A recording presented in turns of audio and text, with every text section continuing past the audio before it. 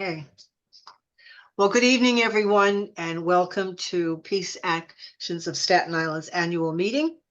And for anybody who's a little nervous about not getting to see the State of the Union, we will try to be finished by 9 p.m. But our guest speaker for this evening will be Ghanim Khalil, a scholar on Islamic-West relations. Welcome, Ghanim. We look forward to hearing from you later. But before we get into the business part of the meeting, I'd like to introduce Hesham Maliki, who is the coordinator of the Leave It Blank campaign. And I know he has another meeting to get to. So Hesham, why don't you tell us a little bit about the campaign and what you're planning to do and what you'd like us to do, we can get involved. Thank you so much, Eileen, and hello, everybody. It's very good to reconnect with a lot of familiar faces. The Leave It Blank is not mine. I just wanted to coordinate something, and here's the idea. Based on what's happening now in Gaza, the genocide that's taking place, and other states are organizing either uncommitted or write-in campaigns, and some states who do not have these options on their ballots decided to start something called Leave It Blank. The state of Georgia, having their primary this coming Tuesday, March 12th, are doing a Leave It Blank campaign. What is that about? For the office of the president in the primary, we're only right now talking in the primary for president. You go to vote, and when it comes to the office of the president, instead of choosing one of the candidates on the ballot, you just leave it blank. You don't choose any of the candidates. Why is that? In most cases, you only have the current president, Biden, you have Dean Phillips, who already now dropped, and you have Marianne Williamson. In some states, you have other options, but not much. So the point is to get a large number, hopefully 100,000 or more, or at least 10% of the voters, to leave it blank in order to send a message, political message, that we are not happy with what the president is doing regarding the Gaza issue. In New York State, our primary is on April 2nd. Tuesday, April 2nd, that's less than 4 weeks from today. The number of voters across the state, the number of Democratic voters is about 6+ million. People who actually vote, maybe up to 2 million. If we can get 100,000 across New York State to leave it blank, that will send a strong message. Why? 2 reasons. Number one, the blanks are reported on election night by the Board of Elections, the State Board of Elections. One of the categories that they report how many blanks for the particular office. Also, on April 2nd, this primary, there is only the presidential office on that ballot. The other primaries for other offices in New York State will be June 25th. Unless something changes. So you would consciously decide to go to vote knowing that you have no one on the ballot that you want to vote for, and you will leave it blank and scan it as such in the machine. If we get 100,000 of us doing that, hopefully that will send a strong message that would add to what Michigan did and other states done in Super Tuesday last Tuesday. So that's in a nutshell the idea. So I wanted to share it with you, and hopefully we can get a larger coalition to push this idea within the communities who support peace and justice in the state. If you have any questions, please, like if something fast now, unless there is no time, if you want to move to business. Otherwise, Sally and Eileen have my contacts, and we can have a separate meeting if you like to answer questions. And if you will, you can reach me also through email. And thank you very much for the opportunity. I just have a quick question, Hesham. So you're in the early stages of organizing. Mhm. And right, how are you going to get the word out to people? Sure. So DSA is also organizing. I realized that separately. They had a meeting yesterday in a church in Brooklyn, in addition to virtual. So there was about 400 people in attendance within both. So across the state, DSA chapters are organizing. I am hoping that you could reach out to also the Peace Action, the political body of Peace Action, and adding more organizations like that, mostly like to mobilize more and more of the voters who already identify with this, with the values of peace and justice. So it is like not an easy task, but it has been done within 2 weeks in other states. So like through social media, particularly, you get the young ones who are more motivated college kids and stuff like that, and they can propagate the message easier. But also, if we get organizational buy-in, there are email lists, and maybe if we can get a small budget for advertising, that will propel the campaign further. The Muslim community, we're starting the month of Ramadan this coming Monday, and April 2nd will be the 23rd of Ramadan.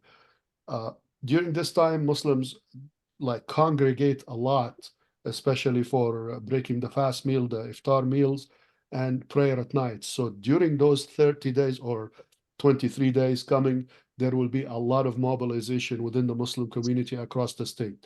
So from all that, we only need 100,000, to make a big statement. Do you have contacts with DSA on Staten Island? I do, yes. You do, okay. Yeah. Well, thank you very much, Hesham, and thank you for being involved in this and for Thank you so much. Appreciate the opportunity to speak with you. And I have another meeting to coordinate, so I'm gonna have to drop in, but thank God it's recorded because I want to hear what my rabble rouser friend here will say about stuff. Thank you so much, Hesham. Thank you very much, everybody. Take care. Have a good night. I have a question I was wondering if I could Sure. ask. Sure. Sure. Hi, I live upstate. A friend of mine told me who lives down in Staten Island about the meeting.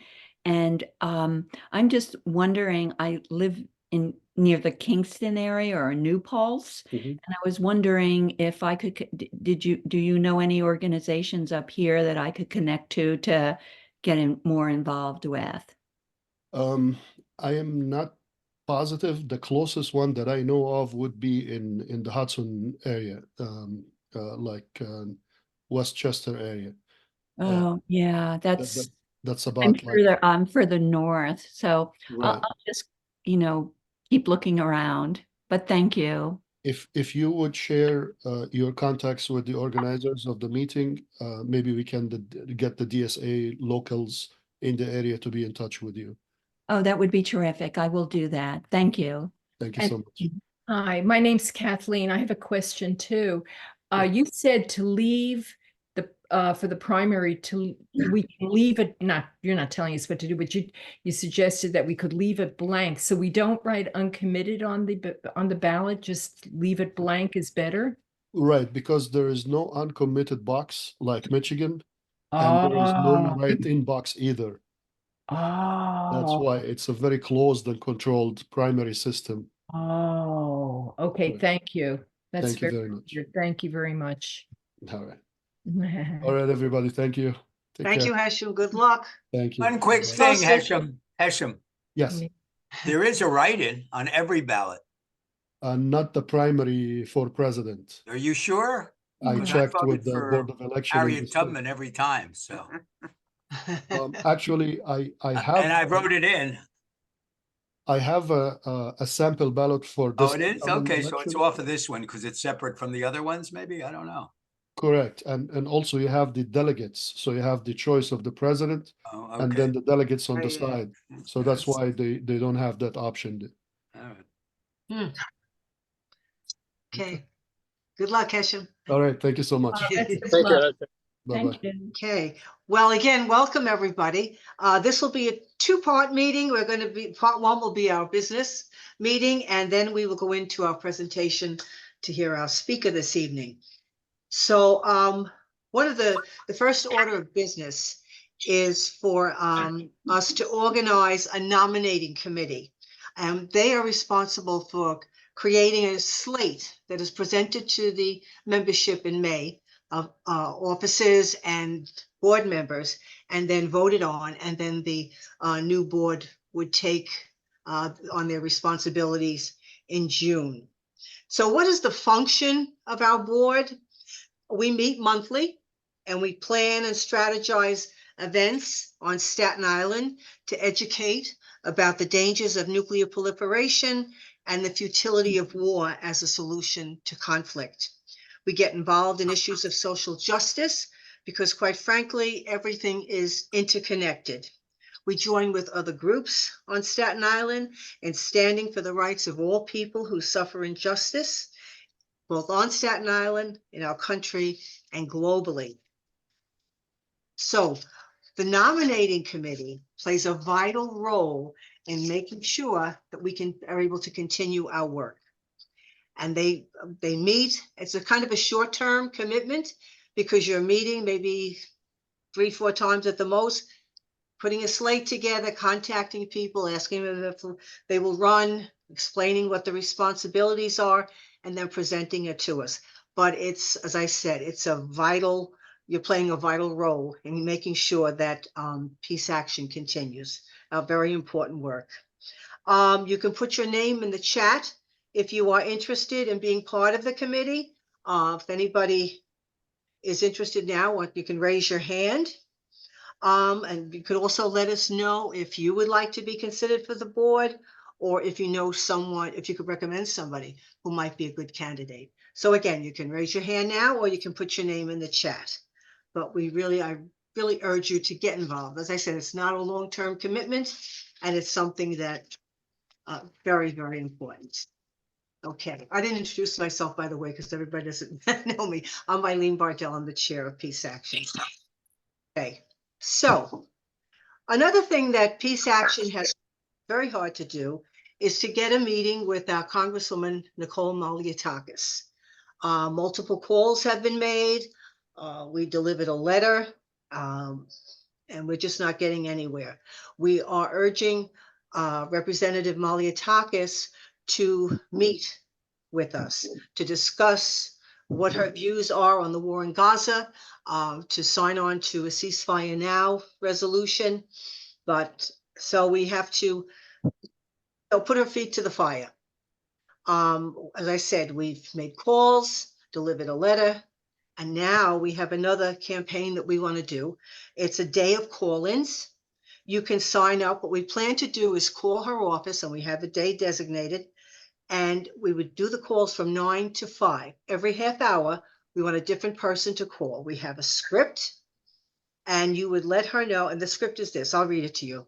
Hello, my name is, I am a constituent of Representative Malliotakis living in your neighborhood. I am calling on behalf of Staten Islanders who are concerned about the deteriorating conditions in Gaza as a result of the Israeli military operations. We would like to meet with Representative Malliotakis to discuss the situation and what the U.S. Congress can do to help the civilian population without delay because of the urgency of the humanitarian crisis. And it gives my number. You can call me. So we can get this thing organized.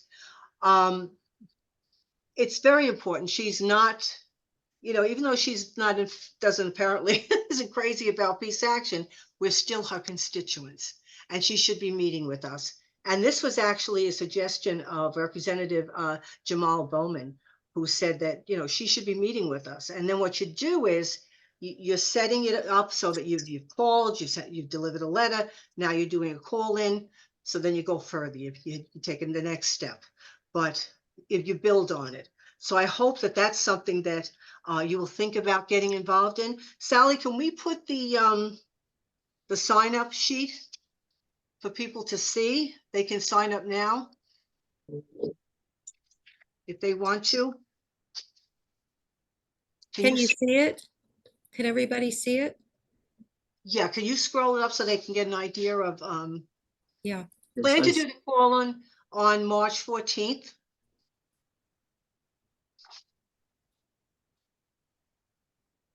So what you would have to do is give us your email, your first name, and then we want to do a follow-up too.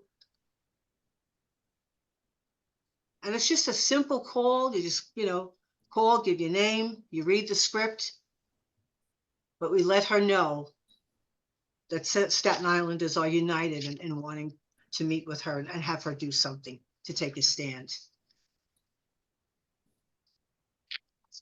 Okay, thank you, Sally. Peace Action National is organizing advocacy days from April 9th to the 19th. And this call-in day we can, certainly consider that an action on our part, the advocacy.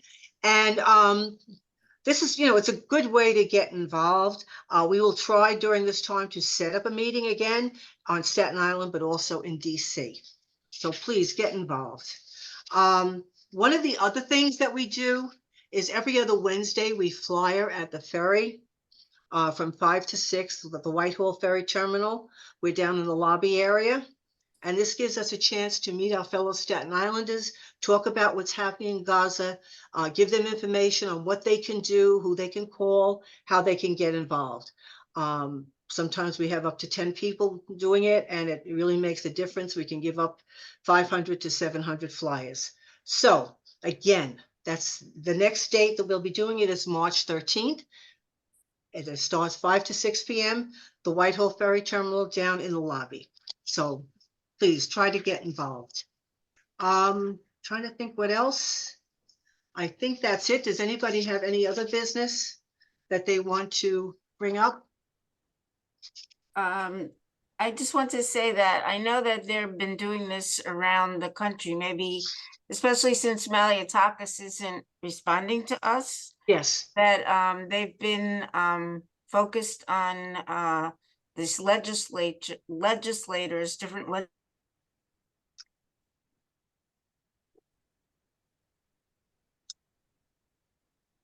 She froze. Avenue. So maybe we could coordinate with other groups and like DSA and other groups to have a mobilization outside her office on Richmond Avenue because she's not paying attention to us anyway. And this way it would maybe encourage other people that are not in Peace Action to contact her. And if she won't listen to us, maybe she'll listen to other people. But I know that around the country, people have been doing this, and maybe this would be a good idea. And I know people are going to Camilla Hanks' office tomorrow because she went to Israel. I don't know, maybe anybody has any information on that, because I just saw a text about it. So I don't know if anybody has any information about it. Yes, we do. Sally, you had information on the time. What was it again? 2:30? Yes, yeah, Debbie, it's at 3:30 at 3:30. 120 Stuyvesant Place in front of our office, 3:30. And we certainly encourage anyone from Peace Action or anyone else on the meeting to get there if you can, and they would love to have someone from PASI speak out. I unfortunately can't be there, but I think it's a good thing to do. And Debbie, actually, she's right on Victory Boulevard now, so she's more accessible. Oh, okay. Yeah, she's right near Joe and Pat's, if you know where that is. Yeah, I definitely know. Yeah, she's right down there. And I think that's an excellent idea. And as I said, we're trying to build. Now, she's just turning us away at each, at each corner. So that's, I think, would be the next step. Yeah, absolutely. So A lot thank more you. people will see you on Victory than they would because their office was pretty far back from the Yes. highway, from Richmond Avenue.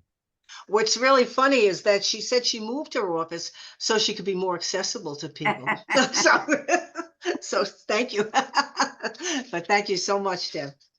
Okay, is there, there was something else that I wanted to mention. Let's see here. Okay, March 19th, from noon to 1:30 p.m., there will be a demonstration. This is the 21st anniversary of the U.S. invasion of Iraq. We will be protesting this continuing war, as well as other U.S. attacks in Yemen, Afghanistan, Pakistan, the Red Sea, Somalia, Nigeria. And so if you can join, the demonstration will begin at 12 noon. There'll be a vigil on the 14th Street steps in Union Square. So, so many things going on. Please hope you'll get involved. Okay. Anything else that anybody else wanted to bring up? So remember, sign up to be on the nominating committee. Join us on the 13th for flyering, and get involved. So I think we can go on now without further ado. We will move to our presentation. Peace Action of Staten Island, in collaboration with the Unitarian Church of Staten Island, is very happy to have with us tonight as our guest, Ghanim Khalil. He is a guest speaker. He is a wonderful activist. He's involved in the Islamic-American relations, a scholar. So we're very happy to have him with us tonight. And Sally Jones, who is a board member of the New York Peace Action Fund and also a member and a co-founder of Peace Action, will introduce Ghanim. And after his presentation, we'll have questions and answers. Okay, Sally? Thanks, Eileen. I think also David Jones said he would join the nominating committee. Thank you. Yeah. All right. And I don't know if Joanna. For some reason, I can't use the chat. I don't. But were you going to join the nominating? Yeah. Okay, great. Oh, I texted you because I couldn't get in chat. Okay, All right. that's what I know, you texted me. Okay, it is my pleasure this evening to introduce Ghanim Khalil. He is a British-born Muslim of Pakistani descent, a veteran of the United States Marine Corps and New York Army National Guard, a peace activist, a lover of the natural world, and a student of world history and religion. He spoke out publicly against the war in Iraq as a soldier in the massive anti-war rally in New York City on February 15th, 2003. Ghanim has been speaking out against Islamophobia and war since September 11th, 2001 in various colleges and universities, churches, and other spaces provided by peace and interfaith groups. He has been a member of Historians Against War, About Face, Veterans for Peace, and Peace Action Staten Island. He is currently a resident of Staten Island, New York. Recently, Ghanim joined the excellent panel that was hosted by Peace Action of Staten Island and the Unitarian Church of Staten Island for a Ceasefire on December 3rd, and he is a frequent guest speaker at the Unitarian Church of Staten Island, where he is scheduled to speak on March 31st. I personally have known Ghanim since 2002 and have learned a great deal from him, and I hope that you all will learn, as I will, from his presentation tonight. So Ghanim, please take it away. Thank you, Sally, and thank you everybody for inviting me to do this. First, can everybody hear and see me? Yes. Okay, excellent. I'm going to talk about genocide, and then I'm going to talk about what genocide scholars are saying currently, and then I'm going to talk about the difference between anti-Semitism and critiquing Zionism. So let me begin with the topic of genocide. Some people are confused with what genocide means, so I'm just going to go over it really simply. I want to begin with the definition of genocide. So everyone is on the same page. Article 2 of the 1948 United Nations Convention on the Prevention and Punishment of the Crime of Genocide defines genocide as, quote, any of the following acts committed with the intent to destroy in whole or in part a national, ethnic, racial, or religious group as such, killing members of the group, causing serious bodily or mental harm to members of the group, deliberately inflicting on the group conditions of life calculated to bring about its physical destruction in whole or in part, imposing measures intended to prevent births within the group, and forcibly transferring children of the group to another group.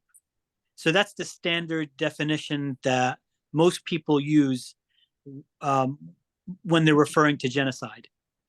Scholars of genocide say that there are different ways of understanding genocide. So there's a public way of understanding genocide, a political way of understanding it, a legal way of understanding it, and an academic way of understanding it.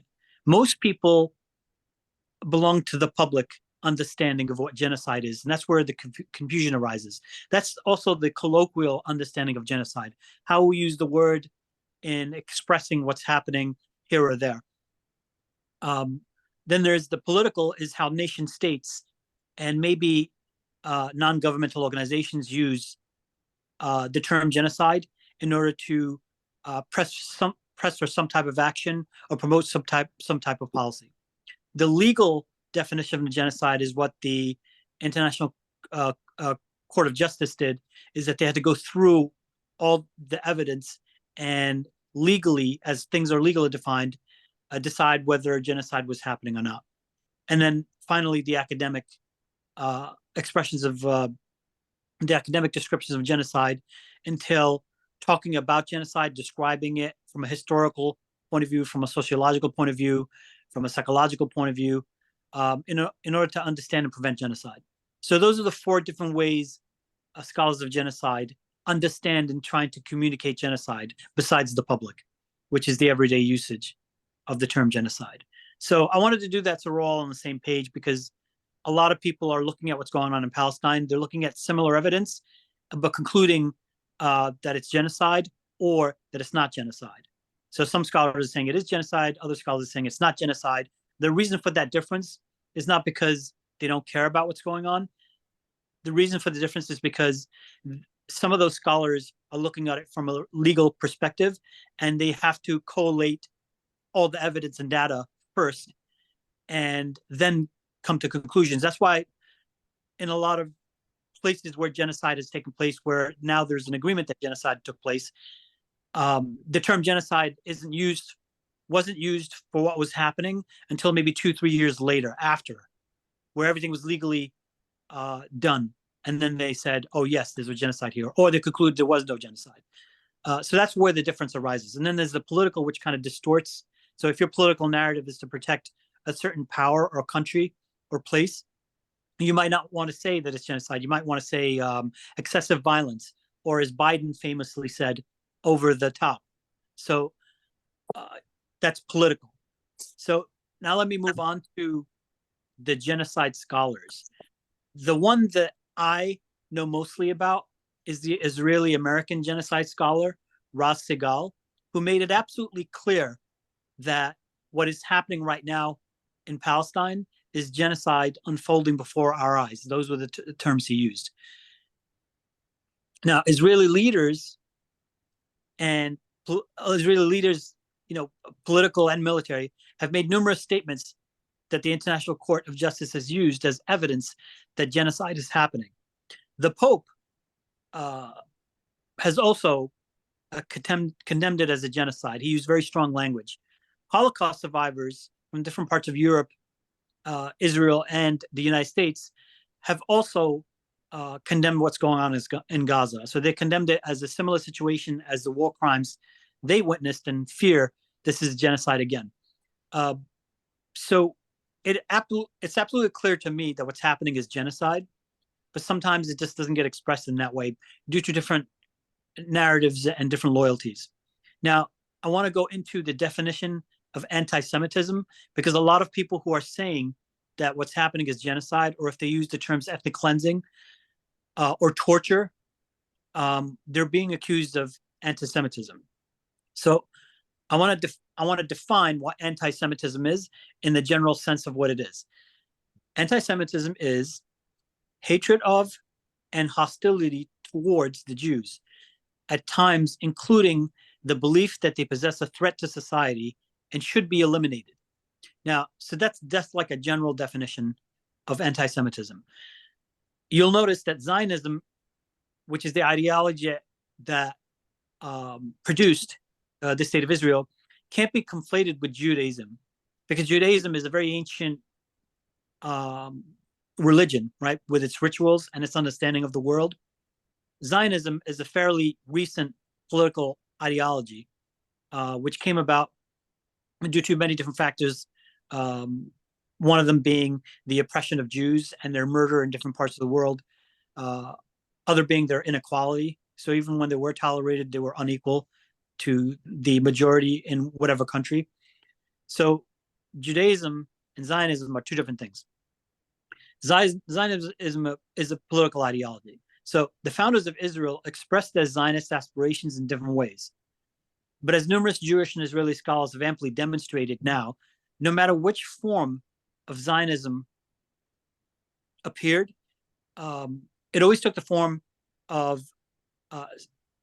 survival and viability. It meant the dispossession of the indigenous population of Palestine. So at its center, at its core, there is no Zionism without the dispossession of Palestinians, whether Muslim or Christians, and Jews.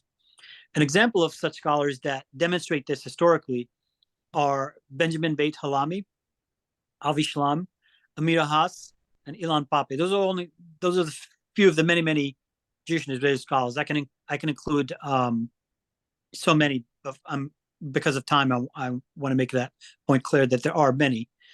They critique Zionism that undermines popular Zionist narratives about Palestine, Palestinians, Arabs, Muslims, and Islam.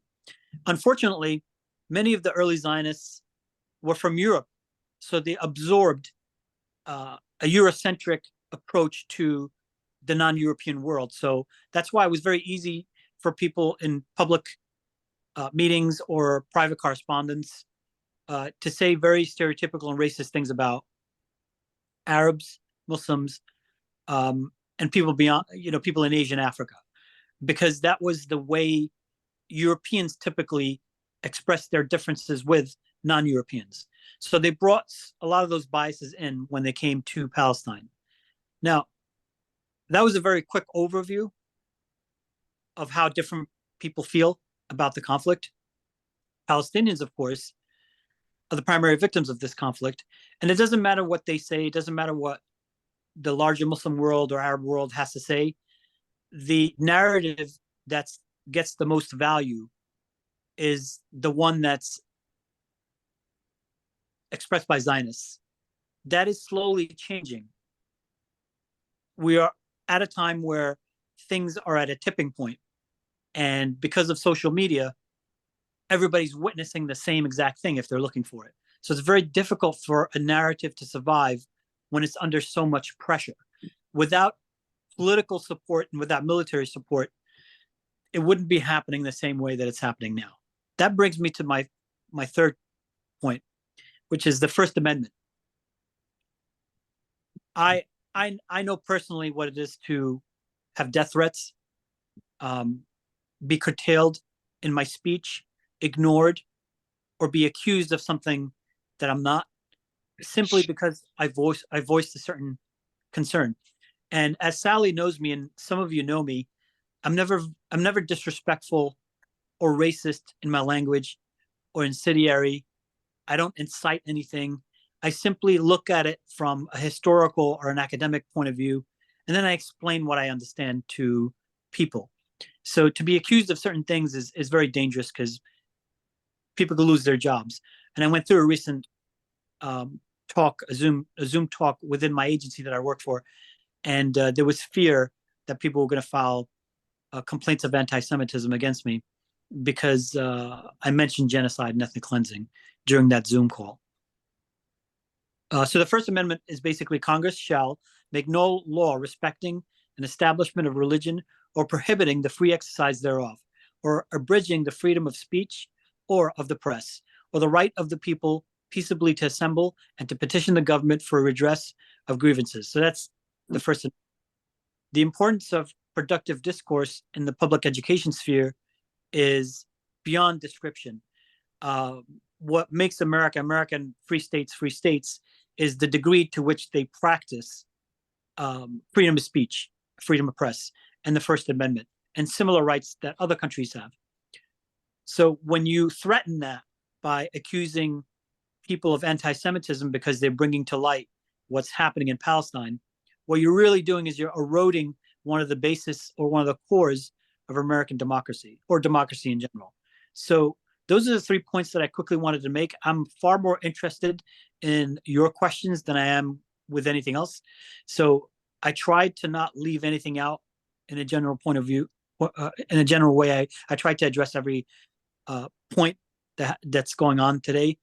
But if I skipped any details, just ask me about it. And with that, back over. Hit on the video. Yeah.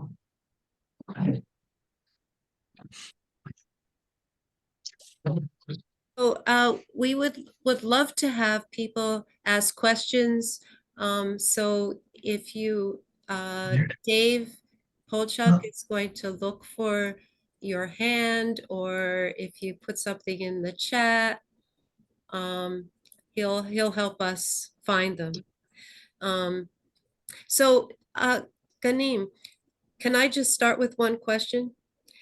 Have you, in terms of speaking out on the job, that's something that we've been hearing about from people, just word of mouth. Do you get support from, or do you know if unions are supporting workers who may be either in protests or maybe on the job in like a group meeting? Are workers getting support from their unions to protect freedom of speech? From what I've read and what I've heard and what I've seen, there are some unions that are themselves vocally calling for ceasefire. So those unions in the city are supporting whichever employee goes out and speaks out against the genocide. There are other agencies that are very quiet about it, and the unions are very quiet about it. Then there are unions that are very patriotic, and they will hesitate to represent a member of the city who does something outside of work. If they do it inside of work, they'll review if there were any violations by their agency or any violations by the employee, and then they'll try to assist in any way they can. But many of those, even those agencies, they don't want to get involved in something that can hurt the longevity of their union. So those unions don't want to get involved in something that can get them in trouble. So typically unions have to be convinced. So many employees have to sort of petition their unions or sign something or have meetings about it before a union might take steps to support their people.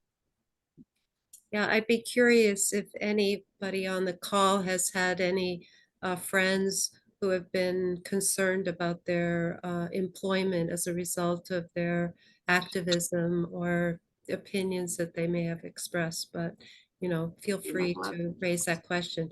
I have another question for you while we're waiting. Are there questions, Dave? Well, I didn't see any questions, but I was going to say the DOE sent out a notice to all teachers, Department of Education, and it seems to be, then the UFT seems to be not defending a few teachers who've been called in on it, as far as we can tell. So it's not great in the DOE. Like my son-in-law, he's pro-Palestinian, and he feels very uncomfortable discussing it with people or talking with students, with yeah. students or with other teachers. Yeah. Neil Berry. While we're waiting, oh, we have a Neil. hand up. Yeah. How we doing? That was a good presentation, my brother. Thank you. Let me ask you something. What does the members of the I would say the African diaspora think about this? And in particular, maybe because we are not a monolith, but I was thinking in terms of maybe the African Americans as opposed to the Caribbeans and the Native Africans. You know that. Is there what is the position on? Is that split? Is that That's what you're saying. is there a conversation that's being united, or is it various? It's various. If you look at the international press or media, it's a completely different story than if you look at American or Canadian or British press or media. What's happening internationally is that every former colony of the British, the French, the Dutch, or America, if we count the Philippines, every former colony knows what's going on. Every former colony has had people who have risen up to speak out against external pressure and the internal power dynamics that sort of keep states in a stage of neocolonialism. So those people, they understand what's going on in Palestine, and they have for decades. They understand. But now there's a point where a lot of those leaders are coming out and saying, we're with Palestine. There was a tremendous amount of support for South Africa in Asia and Africa and South America. That seems a little odd for Americans who are not familiar with their history, but there's a tremendous amount of support. And now allegiances being made between different groups, different indigenous groups. In the United States and in Canada, there has been a connection between the African-American community or the Black community with the people of Palestine. There are numerous scholars, Black scholars and Palestinian scholars who have highlighted this relationship in the past. On the flotilla that went to assist Gaza, there was a number of flotillas that wanted to dock in Gaza to provide food and aid. On one of them was Alice Walker. And that's an outstanding figure in activism in American history. And there are others who have written books about the connections between different oppressed people. So it is divided, but it's not as divided as people think it is. If you do research it, there are many tight connections. One of the biggest points that people make within the African American community or the Black community when it comes to Palestine is that Israeli military and police train some of the police here. So the knee on the neck tactic is a famous example that was taught here. That connection is a big connection, how Israeli intelligence surveillance and the importing of those things that are done in Israel and to minority communities here, especially the African American or Black community here. Those are really strong things for the people in those communities. I like the information. I think it's so important that the misinformation that's going on, because we definitely know that they're trying to erase our history in terms of African Americans in this country. And one of the things I know much about, I know something about is the BLA and its partnership with the third world, in general, not just Arab countries. But I was just concerned about the lack of education as you said before, as you alluded to, our education is not something that we putting in front. So I just wanted to say that I think that our younger ones are ones that are being deprived of this education, and how could we possibly get some of this education to some of our Gen Zs, who seem to be confused. That's why I asked the question. Thank you. Thank you. Well, the Black pastors had a ad. 1,000 of them. 1,000 of them. Mhm. Conservative Black churches, progressive Black churches from all over the country, representing between 300 and 400,000 people. Mm. put together I wrote a letter. supporting Palestinians in a ceasefire. And the New York Times, which is you have to read through it to find any real stuff because the front page plays up Israel, the IDF. But when you read through it, they're scared shitless that between two sections, Biden has no chance and of the population. And one is Black people in the United States who are now bringing up Palestine when they're talked to. And then the other group is young people, where he creamed Trump in 20, and he's now not doing so, well among young people. And again, the Palestinian issue seems to be spreading much more than people thought it was. I mean, in some ways that's sad because I remember 1967 when the same thing was done and there was nothing in the regular news about it. And there was nothing with people, talking about it, We have a couple of questions in the chat. Richenda, do you want to unmute and ask your question? Or should we read it? Is that from Richenda?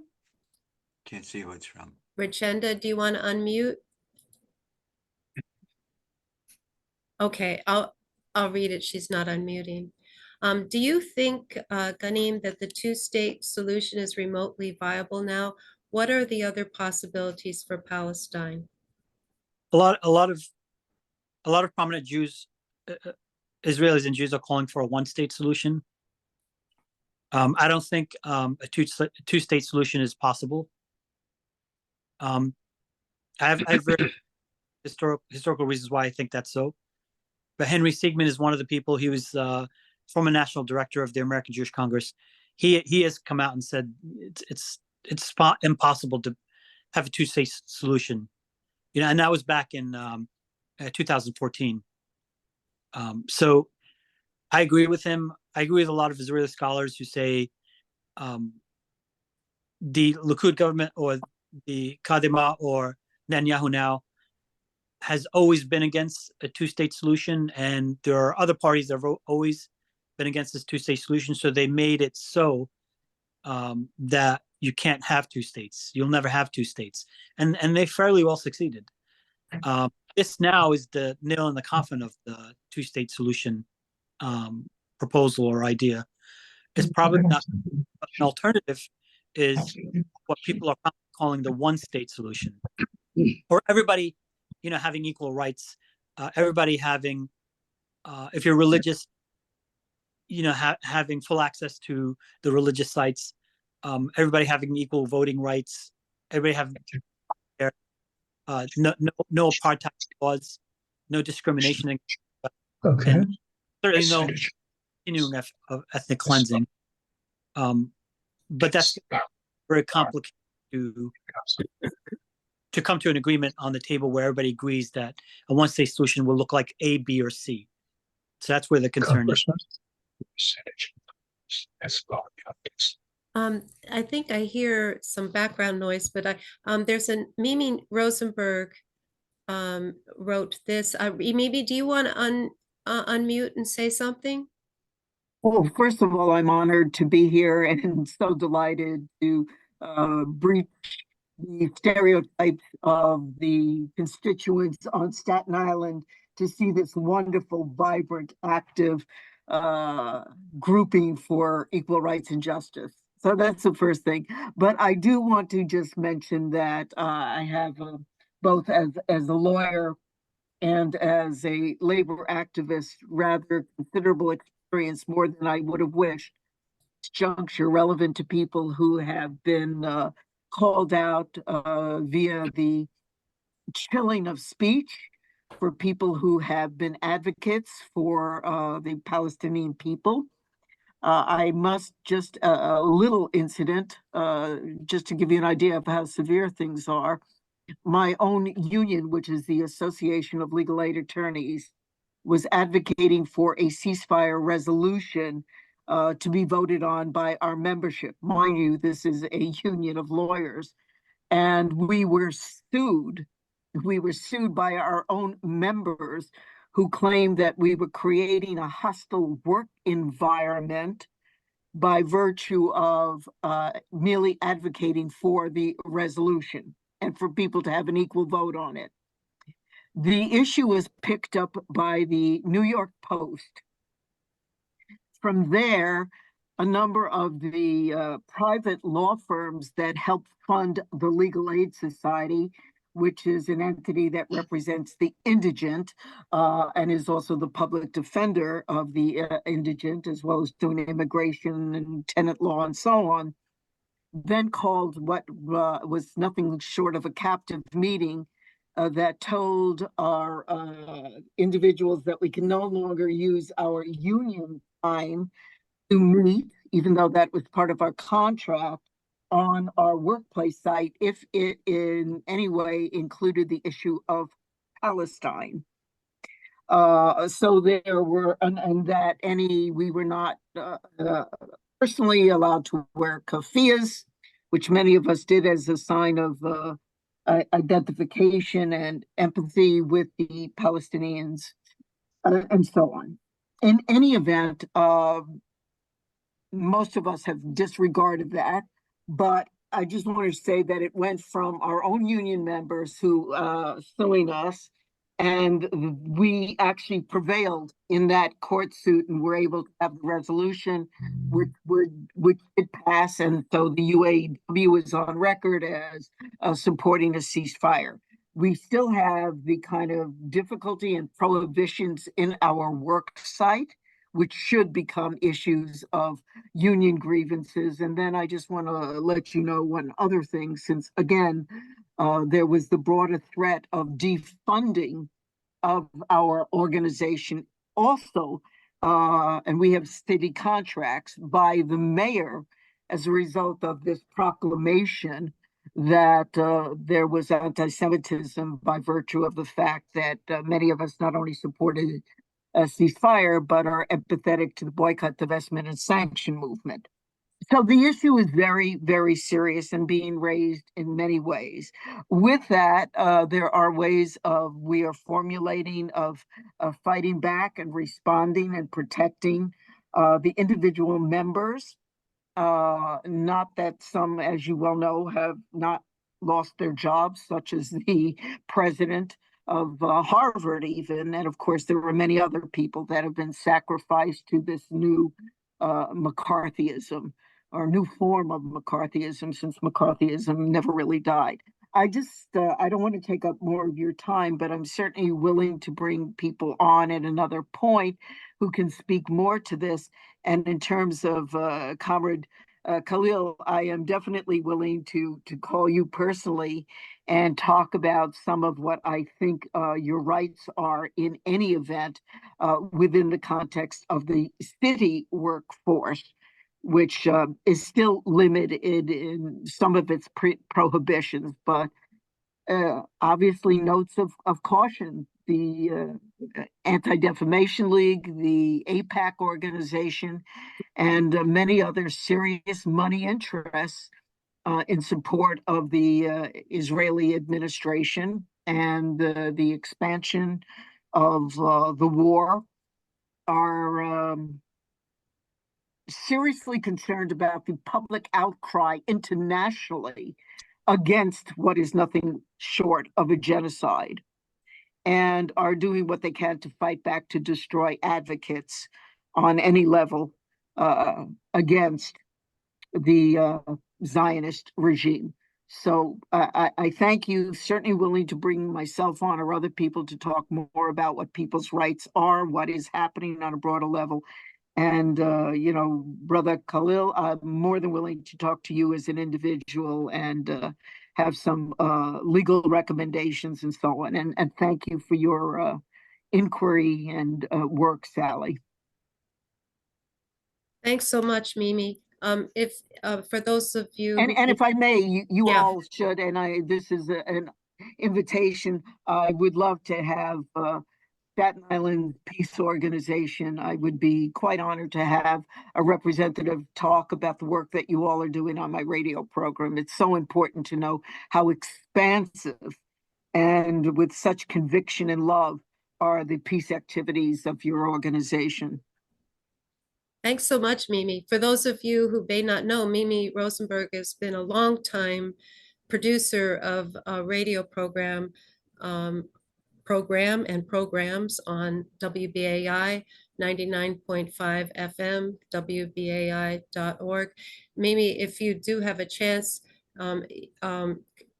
you can put information in the chat about the your next radio program when it is.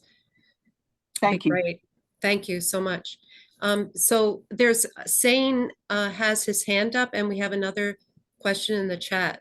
So I guess Sane And Mike Stein too. and okay, thank you. All right, so I guess it's Sane, then Mike, then Jack, right? Is that right, Dave? Yeah, Okay, as far as I see. okay. Sane, can you go ahead? Do you hear me? Yes, yes. Yeah.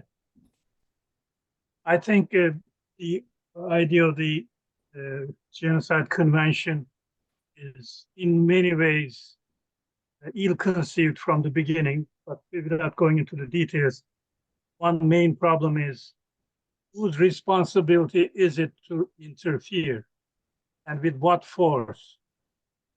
And if that force is countered by another force, who gets to support it? As you know, the United Nations was itself, altogether ill-conceived, giving powers to the victors of World War II. And this way, for instance, if you determine that China is Crazy as it acting in a genocidal way in Tibet, there's nothing you can do about it.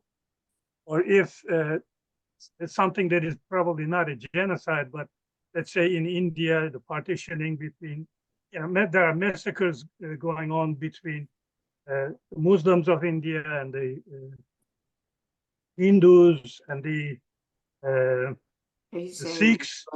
There is no power in the world that can interfere with. So what did you accomplish by saying, okay, this may be genocide or whatever? Nation states chose not to place anything above themselves. The idea of national sovereignty itself was enshrined by the United Nations, or it was not countered in any way. So if that's the case, the question remains, who gets to interfere with this kind of stuff? With whose authorization, whose support, who does the recruiting? Nothing can do with it. Each event of genocide or ethnic cleansing has a different solution. So each one has its own context. Each one has its own degree to what's happening. When it comes to, like, for example, in Bosnia, NATO got involved in Bosnia. In this case, what's happening is the genocide occurs because one state in general is funding the genocide, is providing the military armaments. So all this one state, the United States, has to do is halt that, and it will create great obstacles for Israel to do what it's continuing to do. Also, like not a tiny country, but a fairly poor and powerless country like Yemen is doing more than the whole world put together. The BDS movement has slowly shifted the balance, the knowledge balance that we have. So more people know about what's going on in Palestine because of the BDS movement. So there are various ways to approach what's currently going on. The primary way is to sort of convince politicians to, adopt the most moral position.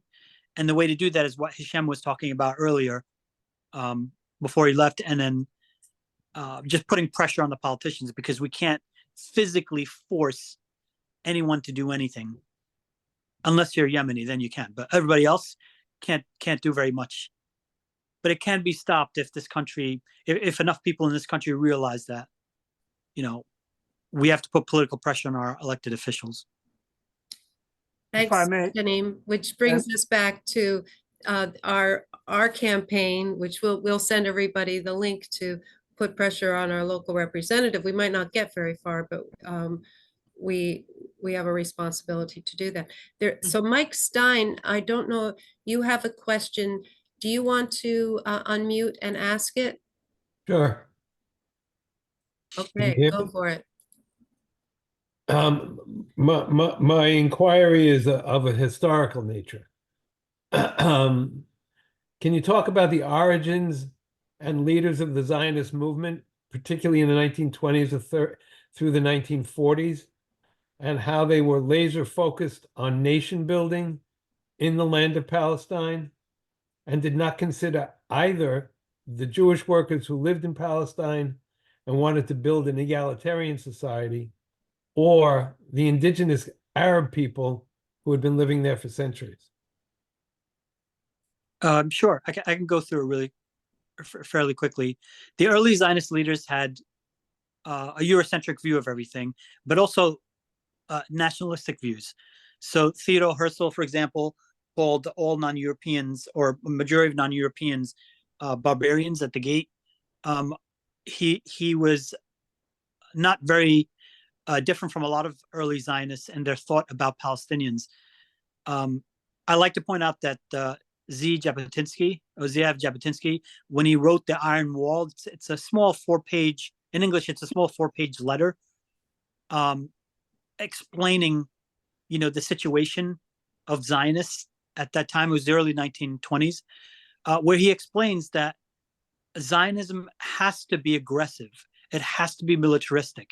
It has to create a wall where no one can resist the creation of the state for Jews in an area where there are already so many people. And he understood that Palestinians aren't these backward people who don't understand what's happening in their home, in their nation, in their country. So you have to take an aggressive stance towards them, or else if there's too many of them that are united, it'll create problems for Zionism. So that's the sort of program that modern day right-wing Zionists follow. His words were, to some extent, prophetic, but it was this view that we have to be aggressive. And at the time, when the British, who were also Zionists, like Balfour was a Zionist, even though he didn't like Jews, and others were Zionists, they wanted to make sure that they resolved the Jewish European problem by making Palestine accessible to large amounts of immigration of Jews, to destabilize the society economically, so that the Zionists have majority of the power in the area, like the trade ports, the best of the land, the coastal space, stuff like that. And then, we'll get rid of the Jews that way. They'll form their own state and everything will be okay. But when it didn't work out as they planned, and it wasn't as easy as they thought, the Zionists, who were accumulating weaponry, turned on the British and the Palestinian Arabs, Muslims and Christians. And so force was the nature by which the Palestinians were dispossessed. And that has never ended. No matter which, all the early prime ministers of Israel were in terrorist groups. They bombed areas. The King David Hotel is the most famous bombing, but there were many, many other war crimes and terrorist acts that were committed by the IDF, the Irgun, and others. So then later, when they became political leaders, they were the first few prime ministers of Israel. And the next generation that came after that, the ones who were most deeply affected by the war of 1967, also took a really hard line because of 1967. They saw it as a continuation of a greater dream to create greater Israel. And that's what you're having now. It's the creation of greater Israel without calling it greater Israel, unless you look up the Likud charter. Then you see it says there. So that's how the early founders, how they affected the trajectory of what's happening today, what's culminating today in a genocide. They always wanted to use violence. Violence is the means by which you dispossess a people that's anywhere in the world. Thank you. We we have another question from Alex. You're unmuted, so go ahead. Not so much a question, but a proposal. This especially pertains to Mimi Rosenberg, who's has a longstanding, very popular program in WBAI.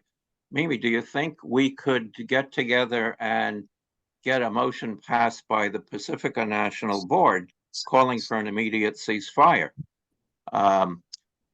The National Board had previously taken a position in defense of Julian Assange. We took another position in defense of the Black Lives Matter protests. I think this is really something incumbent on Pacifica, which, after all, did start life as an organization devoted to peace. And there may be very many differences of opinion about what's going on in Gaza, but I think everyone could agree that we are seeing horrendous atrocities and that an immediate ceasefire is called for. Might I respond? Is that appropriate? Sure, go ahead. And I just wanted to mention, Jack, I somehow forgot you were in line, but you'll be after Mimi responds, okay? Yes, very short. And one, it's good to see the back signal of Alex Steinberg. I'm sorry, I can't get my camera to work right now, but absolutely an imperative that any one of us try in every one of our organizations, whether we are in teaching organizations, whether we are in the city workforce or whatnot. That's the least what we can do to try to get our constituents, our organizations, our community, our block associations to sign minimally resolutions for a ceasefire. If you can get them to go further than that and really advocate for self-determination, which is the real ultimate question for the Palestinians, by all means, and certainly even further to your organizations, which is happening a great deal now in the labor movement, where we're trying to get our organizations to divest in their substantial contributions to the Israeli war machine, to organizations from the Histadrut on up and down, which are really kind of phony, if you will, labor organizations, and certainly Jim Crow labor organizations. So that's a long way of saying, please do take it up in your individual organizations for divestment, for ceasefire. That's the minimum we can do as we witness the barbaric cruelty of, and it sure as heck isn't 30,000 people. It's easily upwards of 100,000 people, as any of the health organizations and the UN has indicated. So yes, thank you, Alex. And I think it's imperative that if WBAI is going to have the integrity that was part of its founding, that it advocates strongly for a national resolution for a ceasefire. So thank you for that suggestion. Okay, thank you, Mimi. So Jack, go ahead with your question. Do you want me to change? Question. Yeah. Okay, go ahead. Oh, go ahead. Yeah, it's hard to believe that 5 months have gone by. Can you hear me well? Yeah. Okay, it's hard to believe that 5 months have gone by and still these atrocities are being committed. And America really is chiefly responsible because of the weapons we're supplying and have supplied. And we could have put a stop to this much earlier. In October, we could have definitely had stopped this if we wanted to, but it continues. And my question is, it's been this long now, but how many people in Congress that we know of have actually spoken out against this war? What are the percentages? And does that reflect the American opinions in the polls? And it's really amazing. It's continuing, and it's going to continue for weeks more, if not months. And 32,000 Palestinians are dead, mostly 70% women and children. And it's just horrendous. So I would label this genocide, absolutely. And so I just want to get that feedback from anyone here, what percentage of Congress has, that you know of, have actually spoken out against this war, and your opinions on it? Ghanim, do you want to go? Oh, anyone can question. There's too few, if any. I mean, it's like a few. There's like a couple of people that I know. But politicians in general, including senators and representatives, they're so minuscule in number. But if you contrast that with how many Americans from almost every state who are so pro ceasefire, because it's so many people spend their daily hours on social media, no matter what it is, Facebook, Instagram, and it's almost unavoidable because you have friends who are from certain backgrounds or friends who are of certain political persuasions, and they'll have it on their feed and you'll see it if you're not interested. But if you're interested, you'll definitely see it. And there's so much sharing going on of what is actually happening. That's very difficult for Americans, for any rational human being to just sit there and say, okay, I'm just going to watch my favorite episode of Seinfeld or something to forget that. So everybody wants, like most people want a ceasefire, but they're being poorly represented by any politician, congressman, senators, what. So that's what I'm seeing. Right. So and I heard you say before about a two-state solution. You feel at this point, because the amount of atrocities committed, it'd be very difficult to accomplish that. It was difficult. Tony Judt, the playwright, the Jewish playwright, he determined that in 2002 that it was too late for a two-state solution because he was deeply involved in Israeli society and politics, understanding it. And he wrote later on. He wrote, I think it was in the New Yorker where he wrote, or New York Review of Books. I can't remember now, but he wrote a whole article saying why the two-state solution was, dead. And he listed the reasons why the two-state solution was dead. And a lot of it was because most Israeli politicians who become prime ministers or are in the Knesset, they don't really want a two-state solution. They put up all the obstacles that they could put up that was legal for them to put up. And then what they do is they do field exercises where they do public announcements, or they meet with different parties, or they meet with the American president and people from other countries. And they say, no, we want peace. We just have to establish it with an honest partner. So all of that was just public playtime. Internally, through their actions, they did not ever want a two-state solution or peace for the Palestinians. They just want a really strong Israel that can hold back any other country that it's surrounded by, and then expand through settlements. Because even Sharon and others, Shimon Peres and Ariel Sharon, even when they did break down settlements, it was always the plan to create more in other places. So no one was really serious about the two-state solution, except for certain people here and there. Right. Thank you. Okay. There's Jerry Moss has his hand up. Jerry, you're unmuted, so just go ahead. Sure. Can you hear me? Yep. Right. Okay. It is only in keeping with the long-standing policy of the United States to support dictatorships and its allies at the expense of people's movements, and supporting Israel at the expense of the Palestinians is only a continuation of this.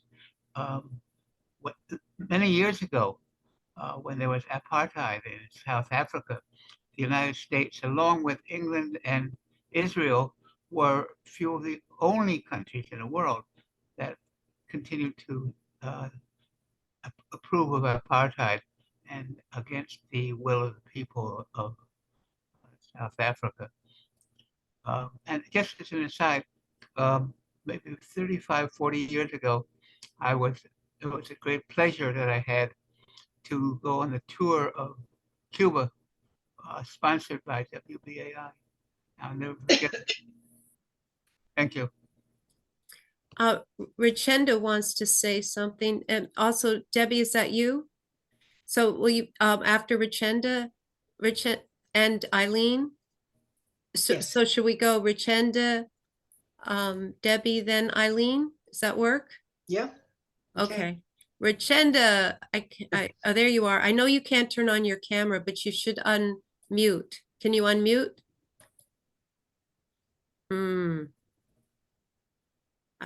For some reason, I'm asking the host is asking you to unmute, but it's not working. There must be some issue. I'm sorry. If you can put anything in the chat, we'll be glad to read it, and I'll go to Debbie. Okay. No, I was just going to say that, well, in terms of what, you know, that it hasn't really brought up that, you know, the U.S.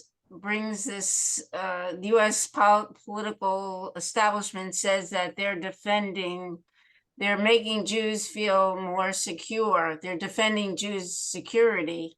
And that's what's going on in Israel. And I think it's important to say that there's an economic basis to why the U.S. defends the state of Israel. They're not doing it to protect Jews. They're doing it to protect their own economic interests in the Middle East. And Israel is an important economic base for them to control oil in the Middle East. Even if we produce enough oil in this country, we still want to control oil because other countries are very dependent on it.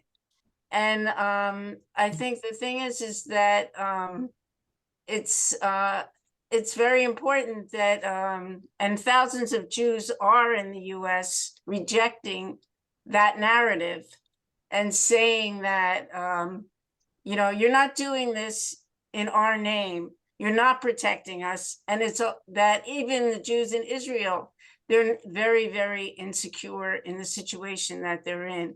And the only thing that will give them any security and a decent life is to have, you know, egalitarian collective government in Israel that reflects the interests of all the people in the Middle East. And, you know, according to what Mike said, in the 20s and 30s, there were people who tried to fight to have unions that represented both Palestinians and Jews, and that and they were you know, they were silenced in many different ways. So there was a history of people fighting together collectively and fighting against racism and nationalism and trying to have a collective society.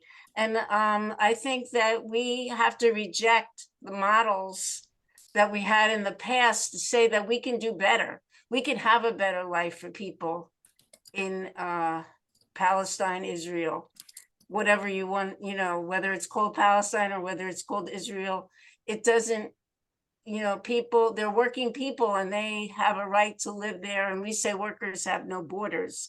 So, you know, workers have a right to have a good life, a decent life in Israel or Palestine, whatever you want to call it. And I think it's very important that we recognize that the U.S. government is completely complicit in whatever murder and genocide that's going on. And, you know, I think that when Jews say not in my name, that's a very important thing. And you know, there's not one type of Jew. There's diversity of Jews. There are different types of Jews, and there's African Jews, there's Arab Jews.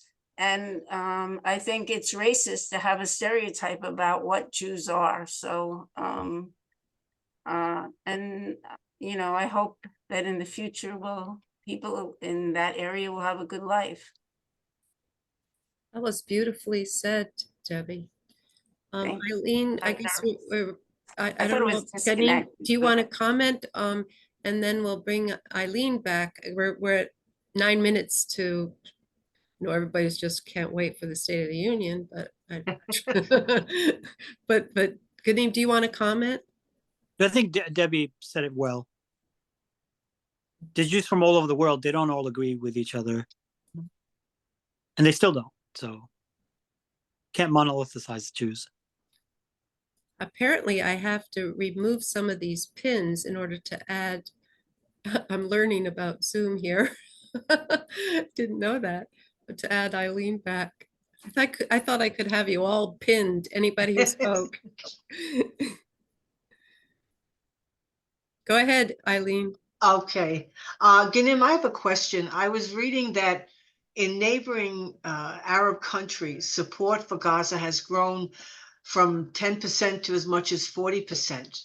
But for the governments of these countries, it's very awkward because they want to have a relationship with the Israeli government, but they're afraid of the unrest and that it could lead to protests from the people in their countries.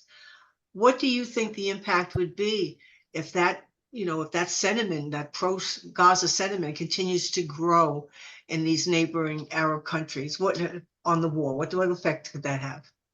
So each of those Arab countries, the major ones, Egypt, Jordan, parts of Lebanon, Syria, Iraq, the Gulf states, each of them have a different national security issue with what's going on in Palestine. So they have their own take on it. So it's going to increase the population, which should never be confused with the rulers, even in a democracy. It's going to increase. The agitation is going to increase.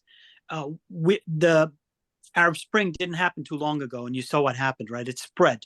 So that type of neo-pan Arabism in the form of support for Gaza or support for Palestine can ignite and create a firestorm. It could topple some of those countries, and those countries are well aware of the danger.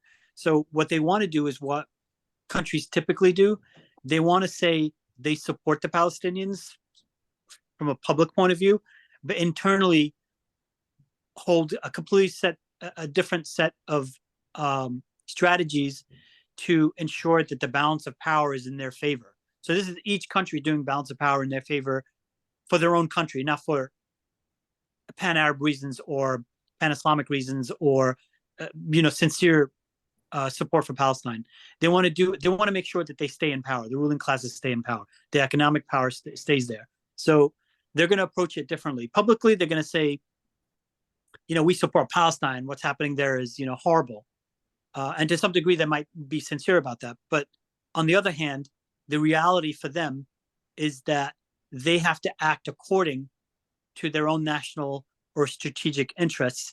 And that's why no one has sent an army or threatened to send an army there, because that would create problems between the United States and that country, whoever's doing it, and probably NATO would get red alerts. And then on the other hand, then you're inviting China and Russia to also get involved, because once you start making threats from a governmental point of view, other governments seek to expand their influence. Should I support this country? It'll benefit my country. Or should I oppose this country so it benefits my country? So nobody wants to take that step where they want to do military action or even major economic actions, with the exception of the Yemeni people and the Yemeni rulers at this point. So that's what's happening there. That's why it's happening like that. Yeah, that's a great explanation of what we see. Eileen, you want to close us down or? Well, it's 8:55. I think, yeah. So I guess we should bring it to a close. Excuse me, this is Kathleen. I have just a quick question. Sure, go ahead, Kathleen. Hi. Hi. I'm sorry for the last minute. AIPAC, how do you find out who is getting the AIPAC money that's running for Congress or Senate, or people who, I know some of the ones that are already in office, but is there a place to go on the internet that you can get a listing of where AIPAC money is going? I believe there is, but I don't have it. Ghanim, do you know? Does I don't anybody have it on my screen. I have a bunch of other stuff on my screen, but I don't have that. But if you type into Google, who does AIPAC fund in America? Because it's in Britain too, and it's Canada also. If you just type that into Google, there's some articles should appear. There's also some sites that track those things on a regular basis. So they should appear at some point when you scroll, and you might have to do some exploring, but they're there. Thank you. Thank you very much. Yeah, and I just want to say, Ghanim, thank you. As always, you live up to our expectations and beyond. It was an honor to introduce you and help get questions to you. Thank you, Sally. Sally. Here, here. Yes, thank you so much, Ghanim. Thank Thank you, you, Ghanim. everybody. Thank you, Yeah, Ghanim. it's so glad you were here tonight. Ghanim, you gave us so much insight and just, it was invaluable. And we thank you very much as always. Folks, thank you all for being here. Please remember, we flyer at the ferry next Wednesday. We'll be there. March 19th, again, they're having a vigil, Union Square, 14th Street and Broadway. Think about being on the nominating committee and also about signing up to make calls to Maliatakis. As you can see, everything is important that we do, and we can just keep building on it. So I want to thank everybody for being here tonight. And again, Ghanim, thank you so much. Thank you, Sally, David, and Debbie. Thank you for helping us with the questions and answers. Thank you, everybody, for your input, and have a good night, and hope to see you again. Too. Thank you so much. Bye. How can Thank we get you. copies of Good this? night. Thank you.